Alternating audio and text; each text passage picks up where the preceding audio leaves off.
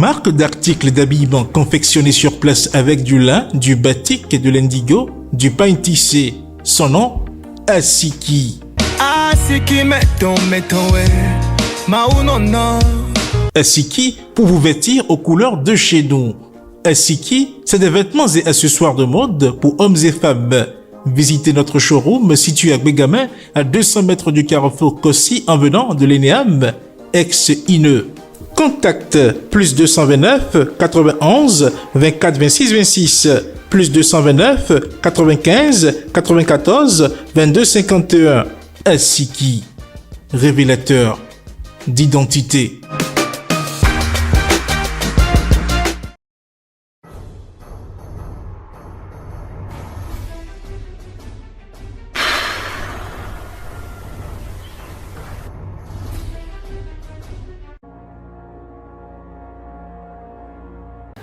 Bien le bonjour à chacun et à tous et bienvenue dans votre émission Tour d'Horizon. Pour le compte de ce mercredi 6 décembre 2023, faisons tout de suite la revue de quelques titres parus ce jour. Fidèles internautes de Guérite TV Monde, bonjour. Lundi 6 décembre 2023, la revue des titres démarre avec le quotidien Adjacha News.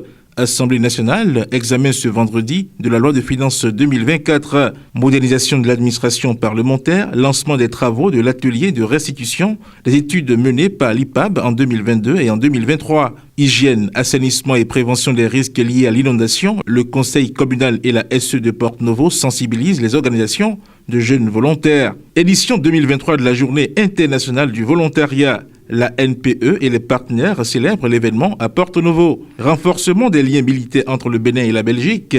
Le Bénin reçoit en visite officielle le contre-amiral Michel Hoffman. Prévision budgétaire 2024 du ministère du Travail et de la Fonction publique. Plus de 7 milliards 500 millions de francs CFA. Lutte contre la cybercriminalité. La police déconseille aux populations l'achat d'ordinateurs et téléphones usagés.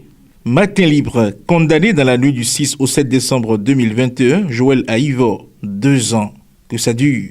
Le Béninois libéré, Assemblée nationale, de l'argent frais malgré le courroux des démocrates. Talon a accepté de casser la tirelire.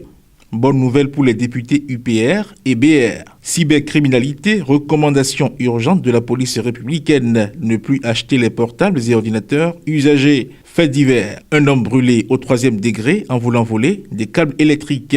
Fidèle internaute de Guérite TV Monde, ce sera tout pour la revue des titres de ce mercredi 6 décembre 2023. À demain. Mesdames et messieurs, voici l'invité du jour.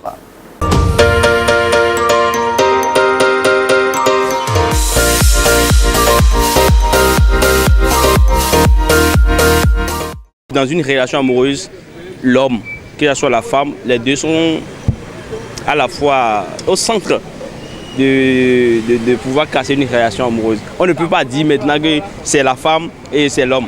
Mais quand on va prendre ensemble, et par exemple, sans relation, on peut toutefois aller, imaginer 75% du côté des filles qui cassent rapidement les relations et le reste de pourcentage pour les hommes. À voir le monde dans lequel nous vivons actuellement. Et la première question qu'il faut se poser, c'est de savoir sur quelle base ces deux personnes se sont parties pour pouvoir créer d'abord la relation. Est-ce qu'ils se sont convenus vraiment à créer un foyer, rester ensemble pour longtemps? Est-ce qu'ils se sont rencontrés occasionnellement pour se satisfaire sexuellement et se laisser? Parce qu'aujourd'hui, nous avons constaté que la majorité de nos sœurs, de nos grandes sœurs, visent très grand. Elles focalisent leur regard sur les recettes de ce monde. Et le lustre, avoir telle chose. Donc, elles n'arrivent pas à se concentrer réellement sur ce que c'est que fonder un foyer. Et aussi, il faut rappeler qu'il y a aussi des jeunes garçons, des jeunes gens qui, pour eux, c'est de faire la vie, parcourir plusieurs filles et les laisser après. Et oubliant que ça a des retombées après. La majeure des choses, c'est d'être responsable quand vous prenez un engagement d'entamer un projet, que ce soit le projet conjugal, projet professionnel, social et autres. Tout juste après cette virgule, on se retrouve dans le forum de discussion.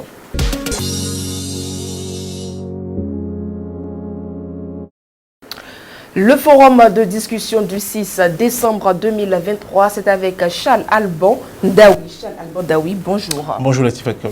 Téléphones portables et ordinateurs de 2e mai. La police déconseille l'achat. Oui, vous savez, la police déconseille l'achat de ces objets-là, et la police est dans son rôle quand elle parle ainsi, parce que la police a pour donc objectif d'assurer la sécurité des citoyens et de mettre les citoyens à l'abri d'un certain nombre de risques qu'ils courent en achetant ce genre de portables, d'appareils, etc. Quand on suit comment dirais-je, le développement fait par le porte-parole de la police à ce sujet, on comprend que c'est pour mettre les citoyens à l'abri de certaines situations, parce qu'il est arrivé plusieurs situations où des personnes ayant acheté donc des téléphones 2e main ou des ordinateurs 2e main se sont retrouvés derrière les barreaux, quand bien même ils n'étaient pas ils n'étaient pas les auteurs des faits qui leur sont reprochés. Parce que dans le cadre de la lutte contre la cybercriminalité, la police a aujourd'hui les moyens de retracer un téléphone portable. La police aujourd'hui a les moyens de récupérer les données qui sont cachées dans un ordinateur, même quand ces données ont été par le passé effacées. Et donc, quand vous vous retrouvez en possession d'un objet comme ça, qui a peut-être servi à commettre un vol, à commettre des infractions, à commettre des actes peut-être de cybercriminalité, vous qui êtes le nouveau propriétaire du téléphone, vous êtes donc exposé à cela. Donc que la police tienne ce discours, on comprend cela, mais au-delà du discours que la police tient, qui est un discours qui permet donc de lutter contre ce mal et qui permet donc de protéger les citoyens, il y a un volet donc que la police semble avoir oublié, c'est que les articles d'occasion en question, les appareils, que ce soit le téléphone, l'ordinateur et bien d'autres choses qui sont achetés donc sur le marché, comme on le dit, d'occasion, c'est tout un business, c'est une économie qui existe dans notre pays. Il y a des gens qui ne vivent que de ça. Donc il y a ce volet-là que la police semble avoir oublié lorsque le porte-parole de la police a développé son argumentaire autour donc de l'achat de ces objets-là. Charles Alban Daoui, pour les vendeurs de téléphones ou ordinateurs d'occasion, c'est une mauvaise nouvelle. Oui, c'est là que je parle justement, c'est une mauvaise nouvelle, parce que quand c'est dit comme ça dans l'opinion publique, ça fait une sorte de contre-publicité pour ces personnes-là. Il est vrai que l'on comprend la logique dans laquelle la police se situe, mais je pense qu'au lieu de tenir peut-être le discours de l'interdiction stricte, il faut peut-être amener les citoyens à remplir des formalités quand ils achètent ce genre d'appareil. Quand vous achetez par exemple un appareil, un ordinateur 2e main, quand vous achetez un téléphone 2e main, on peut exiger des citoyens de se rapprocher d'un poste de police pour déclarer que oui, il a acheté telle chose auprès de telle personne, etc. et fait des formalités. Et donc au cas où peut-être ces appareils-là auraient servi à commettre des infractions et que l'on aurait mis la main sur ces appareils-là pour faire ressortir des informations, que l'on puisse quand même dater les choses à partir du moment où lui l'a acheté, à partir du moment où ces événements-là ont eu lieu. Donc, je pense que la police gagnera aussi à aller dans ce sens, à sensibiliser les gens, parce que quand on est en Afrique, quand on est au Bénin, tout ce qui est article d'occasion, c'est tout un réseau qui existe depuis les pays d'où ça vient, depuis l'Europe, depuis les États-Unis et consorts. Donc c'est tout un business qu'il y a derrière la chose. Et vous voyez un peu que, bon, il est difficile d'interdire cela parce que tout le monde n'a pas forcément les moyens d'aller acheter un téléphone neuf, et ça permet à certaines personnes donc d'avoir des appareils pour les utiliser. Donc je pense que il faudra que la police peut-être travaille aussi dans ce sens-là, ouvre des registres dans les commissariats. Si vous achetez un téléphone d'occasion, vous allez notifier que vous avez acheté auprès de telle personne avec toutes les formalités qu'il faut.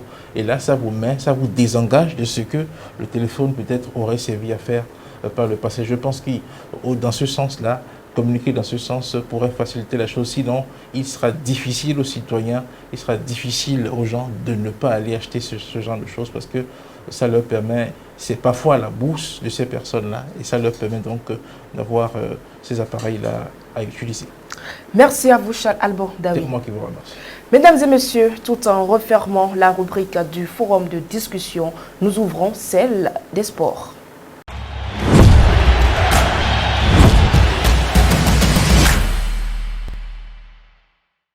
Toutes les équipes qualifiées pour la Coupe d'Afrique des Nations féminines Maroc 2024 sont à découvrir dans la page des sports.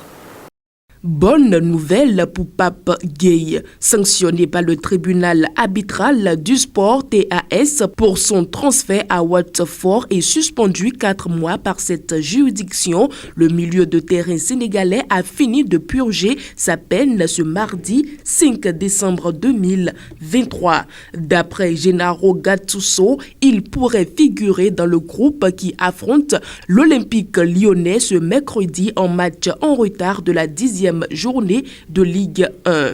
Je cite, « Il est disponible pour demain. Il pourra jouer lors de ce match. Il peut jouer 1 minute ou tout le match. On verra. D'ailleurs, j'aimerais le féliciter. Il a joué pas mal de matchs amicaux pour se mettre au niveau. Mais compliment à lui, c'est un garçon très sérieux. » Fin de citation, a indiqué le coach marseillais en conférence de presse ce mardi. Nous parlons à présent des éliminatoires de la Coupe d'Afrique des Nations féminines Maroc 2024. En plus du pays hôte, le Maroc, 11 autres se sont qualifiés pour la prochaine Coupe d'Afrique des Nations féminines de l'année prochaine. Ces pays ont obtenu le ticket ce mardi à l'issue des matchs retour du second tour des éliminatoires. Il s'agit du Nigeria, de l'Afrique du Sud, de la République démocratique du Congo, de l'Algérie, du Sénégal, du Botswana, de la Tanzanie, du Ghana, de la Tunisie, du Mali et de la Zambie. Mesdames et messieurs, ayez de grands rêves, mais n'ayez jamais honte de commencer tout petit. Ainsi prend fin ce numéro de votre émission Tour d'Horizon. Merci d'avoir été des nôtres et à demain.